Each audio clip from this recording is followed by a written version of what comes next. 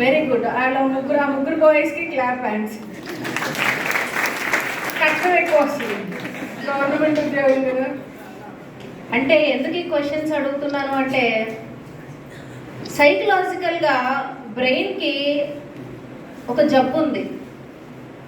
Why అన్న answer లేకపోతే అది ఎక్కువ కాలం మనతో పాటు పనిచేయదన్నమాట.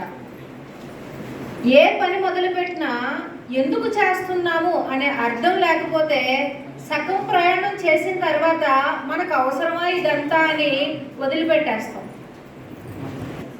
చాలా క్లియర్గా ఆన్సర్ ఉండాలి. పేరెంట్స్ ప్రెషర్ పెడితే ప్రిపేర్ అవుతున్నామా? సివిల్స్, గ్రూప్స్, గవర్నమెంట్ ఎగ్జామ్స్ అన్నీ కలిపేసి ఒక 2-3 సంవత్సరాలు ఈ ఎగ్జామ్స్ మీద దండయాత్ర చేసేస్తున్నామా?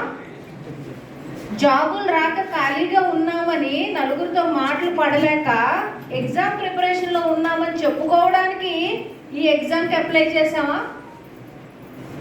నిజంగా ఉద్యోగం కొట్టి ఆ ప్రొఫెషన్కే ఒక పేరు తీసుకురావాలని ఒక ప్యాషన్తో ఈ జాబ్కి ప్రిపేర్ అవుతున్నామా అనేది మీకు వదిలేస్తున్నాను ఆన్సర్. కానీ సక్సెస్ ఆ ఫెయిల్యూరా అనేది ఎక్కడ డిసైడ్ అవుతుంది అంటే, ఎందుకు అవ్వాలనుకుంటున్నావు అని మీ మనస్సాక్షికి తెలిసినప్పుడే మీరు అందులో సక్సీడ్ అవ్వగలుగుతారు.